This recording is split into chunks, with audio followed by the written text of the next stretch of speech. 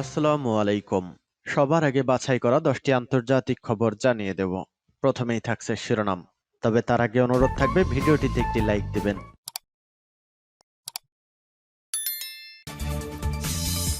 দখলদার ইসরায়েলি বাহিনী এবং ইরান পুরোদমে যুদ্ধ চলছে।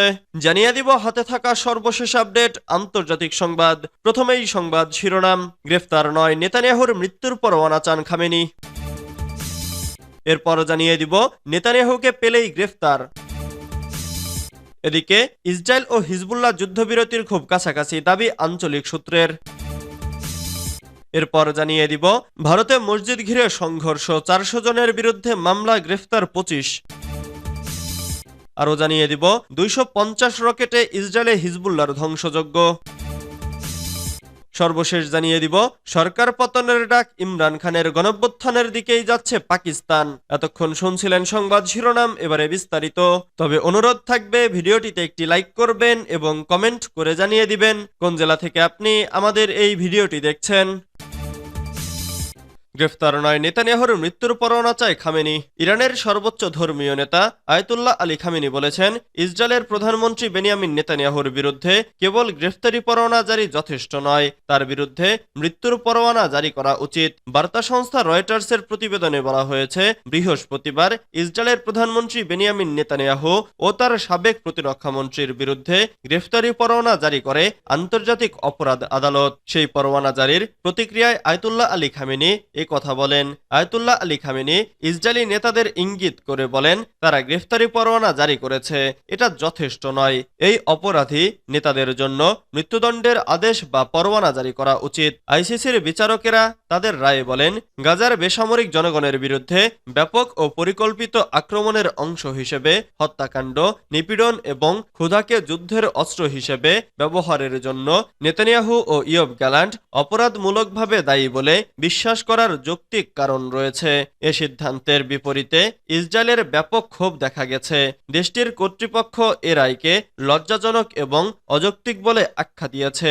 গাজার বাসিন্দারা আশা করেছেন যে এটি সহিংসতার অবসান ঘটাতে এবং যুদ্ধাপরাধের জন্য দায়ীদের বিচারের মুখোমুখি করতে সহায়তা করবে। ইসরায়েল হেগভিত্তিক আদালতের এখতিয়ার অস্বীকার করেছে এবং গাজায় যুদ্ধাপরাধের অভিযোগ অস্বীকার করেছে। নেতানিয়াহুকে পেলেই গ্রেফতার। মানবতা বিরোধী ও যুদ্ধাপরাধের অভিযোগে অভিযুক্ত ইসরায়েলের প্রধানমন্ত্রী বেনিয়ামিন নেতানিয়াহুকে গ্রেফতারের ঘোষণা দিয়েছে ব্রিটিশ সরকার। নেতানিয়াহু ও তার সাবেক প্রতিরক্ষা মন্ত্রী ইয়োব গ্যালান্টের বিরুদ্ধে আন্তর্জাতিক অপরাধ আদালত গ্রেফতারি পরোয়ানা জারির পর যুক্তরাজ্যের পক্ষ থেকে শুক্রবার এমন ঘোষণা দেয়া হয়েছে। আইসিসির মোট সদস্য রাষ্ট্র হল 124টি দেশ। যুক্তরাজ্য এর অন্যতম সদস্যের মধ্যে রয়েছে। ব্রিটিশ সরকার জানিয়েছে, ওয়ান্টেড ম্যান নেতানিয়াহু যদি যুক্তরাজ্যে আসে তাহলে তাকে গ্রেফতার করা হবে। এ নিয়ে ব্রিটিশ প্রধানমন্ত্রী কিয়ার স্টারমারের মুখপাত্র বলেছেন, আমি নির্দিষ্ট কোনো মামলা নিয়ে কথা বলবো না। ব্রিটেনের অভ্যন্তরীণ ও আন্তর্জাতিক আইন মেনে চলার বাধ্যবাধকতা রয়েছে, তাই সবসময় তা মেনে চলবে। এর আগে অপর এক ব্রিটিশ মুখপাত্র আরও কঠোর ভাষায় এই প্রশ্নের জবাব দিয়েছেন। তিনি বলেছেন, আমরা আন্তর্জাতিক আদালতের স্বাধীনতাকে সম্মান করি, কারণ এই আদালত পৃথিবীর সবচেয়ে গুরুতর অপরাধ ও আন্তর্জাতিক বিষয়াবলী নিয়ে তদন্ত ও বিচার করার আন্তর্জাতিক প্রতিষ্ঠান। গত বৃহস্পতিবার নেতানিয়াহু ও ইয়োব গ্যালান্টের বিরুদ্ধে গ্রেফতারি পরোয়ানা জারি করেছেন আন্তর্জাতিক বিচার আদালত। ইসরায়েল ও হিজবুল্লাহ যুদ্ধবিরতির খুব কাছাকাছি, দাবি আঞ্চলিক সূত্রের। ইসরায়েল ও লেবাননের সশস্ত্র গোষ্ঠী হিজবুল্লাহর মধ্যে যুদ্ধবিরতি চুক্তি খুব সন্নিকটে।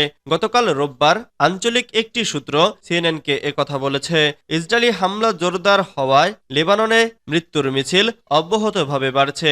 গত সেপ্টেম্বরের মাঝামাঝি থেকে লেবাননে হামলা জোরদার করে ইসরায়েল। সিএনএনের দেওয়া তথ্যমতে লেবাননের স্বাস্থ্য মন্ত্রণালয়ের হিসাব অনুযায়ী দেশটিতে ওই সময়ের পর থেকে ইসরায়েলি হামলায় এ পর্যন্ত 3000-এর বেশি মানুষ নিহত হয়েছেন। এমন পরিস্থিতিতে সেখানে যুদ্ধবিরতি জরুরি হয়ে পড়েছে। আঞ্চলিক সূত্রটি ইঙ্গিত দিয়েছে, যুদ্ধবিরতি চুক্তির জন্য দুই পক্ষ অন্য যে কোনো সময়ের তুলনায় অনেক কাছাকাছি চলে এসেছে, তবে এখনও তা পুরোপুরি প্রস্তুত হয়নি।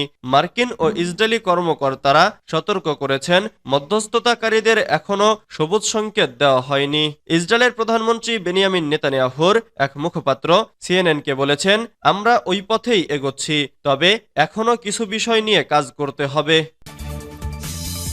ভারতে মসজিদ ঘিরে সংঘর্ষ, 400 জনের বিরুদ্ধে মামলা, গ্রেফতার 25।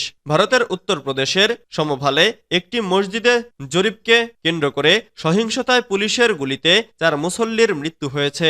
এ ঘটনায় অন্তত 25 জনকে গ্রেফতার করা হয়েছে। সহিংসতার অভিযোগে 400 জনের বিরুদ্ধে 7টি মামলা দায়ের করা হয়েছে। ওই মামলায় আসামি করা হয়েছে সমভালের সমাজবাদী পার্টির সংসদ সদস্য জিয়াউর রহমান বার্ক এবং তার দলের সহকর্মী ইকবাল মাহমুদের ছেলে নবাব সুলেহ ইকবালকে। খবর এনডিটিভির। উত্তরপ্রদেশের সমভাল জামে মসজিদটি যেখানে তৈরি করা হয়েছে সেখানে আগে থেকে মন্দির ছিল এমন দাবি করে আদালতের দ্বারস্থ হয়েছিলেন হিন্দুত্ববাদী বেশ কয়েকজন ব্যক্তি। এরপর আদালত তাদের পিটিশনের ভিত্তিতে সেখানে জরিপ চালানোর নির্দেশ দিয়েছিলেন। রোববার সকালে জরিপ চালাতে গিয়েছিল একটি দল, কিন্তু তাদের জরিপ চালাতে বাধা দেন সেখানকার মুসল্লিরা। তারা পুলিশ ও জরিপকারী দলের ওপর ইটপাটকেল নিক্ষেপ করেন। পুলিশ জানিয়েছে, একজন অ্যাডভোকেট কমিশনারের নেতৃত্বে রোববার সকালে মসজিদটিতে গিয়েছিল জরিপকারী দল। ওই সময় সেখানে প্রায় 1000 জন মানুষ জড়ো হন। তাদের মধ্যে কয়েকজন পুলিশ ও জরিপকারী দলের ওপর ইটপাটকেল নিক্ষেপ করেন। ওই সময় উপস্থিত জনতা 10টি গাড়িতে আগুন ধরিয়ে দেন। পুলিশ তখন টিয়ারশেল নিক্ষেপ করে উপস্থিত মুসলিম জনতাকে সরিয়ে দেওয়ার চেষ্টা করে। 250 রকেটে ইসরায়েলি হিজবুল্লাহর ধ্বংসযজ্ঞ। ইসরায়েলি সেনাবাহিনী জানিয়েছে, লেবানন সীমান্ত থেকে ইসরায়েলের বিভিন্ন স্থাপনা লক্ষ্য করে 250টি ক্ষেপণাস্ত্র ছুড়েছে হিজবুল্লাহ। ইসরায়েলি বিমান হামলার পাল্টা জবাব হিসেবেই এই হামলা চালায় হিজবুল্লাহ। ইসরায়েলি পুলিশ জানিয়েছে, এতে মধ্য ইসরায়েল ও তেল আবিবের নিকটবর্তী এলাকার কিছু ভবন ক্ষতিগ্রস্ত হয়েছে, আহত হয়েছেন অনেকে। ইসরায়েলি গণমাধ্যমও ভারী রকেট হামলার কথা স্বীকার করেছে। ইসরায়েলি পুলিশ জানিয়েছে, তারা তেল আবিব এলাকায় বেশ কয়েকটি ভবন ধ্বংসের খবর পেয়েছে। ইসরায়েলি প্রতিরক্ষা বাহিনী জানিয়েছে, একটি রকেট আঘাত হানায় তেল আবিবের একটি ভবনে আগুন ধরে যায় এবং এটি পুরোপুরি ধ্বংস হয়ে গেছে। ইসরায়েলের পেতাহ তিকাভ, তেল আবিব, হাইফা, নাহারিয়া ও কাফারব্লাম এলাকায় হিজবুল্লাহর রকেট আঘাত হেনেছে বলে খবর দিয়েছে ইসরায়েলি গণমাধ্যম। এর আগেই ইসরায়েলি হামলার প্রতিবাদে তেল আবিবে হামলা চালানোর হুঁশিয়ারি দিয়েছিল হিজবুল্লাহ। সরকার পতনের ডাক, ইমরান খানের গণঅভ্যুত্থানের দিকে যাচ্ছে পাকিস্তান। বাংলাদেশের পথ ধরে পাকিস্তানেও চলছে গণঅভ্যুত্থান। জেলে থাকা সাবেক প্রধানমন্ত্রী ইমরান খানের মুক্তি সহ 4 দফা দাবিতে পাকিস্তান জুড়ে বিক্ষোভে নেমেছে তেহরিকি ইনসাফ বা পিটিআই সমর্থকরা। গুঞ্জন উঠেছে, সাবেক প্রধানমন্ত্রী ইমরান খানের ডাকা সমাবেশ থেকে দেশটিতে সরকার পতনের গণঅভ্যুত্থান হতে পারে। এই বিক্ষোভ নিয়ে আবারও চরম অনিশ্চয়তায় পড়েছে পাকিস্তানের রাজনীতি। অনেকে বলছেন, ইমরান খানের হুমকি ও তার বন্ধু ডোনাল্ড ট্রাম্প আমেরিকার প্রেসিডেন্ট নির্বাচিত হওয়ায় সুতোয় ঝুলছে শাহবাজ শরীফের ভাগ্য। ইমরান খানকে কারাগার থেকে মুক্তি দেওয়ার বিষয়ে ট্রাম্পের হস্তক্ষেপ নিয়েও দেশটির সরকার ও বিরোধী দলের মধ্যে তর্ক বিতর্ক চলছে।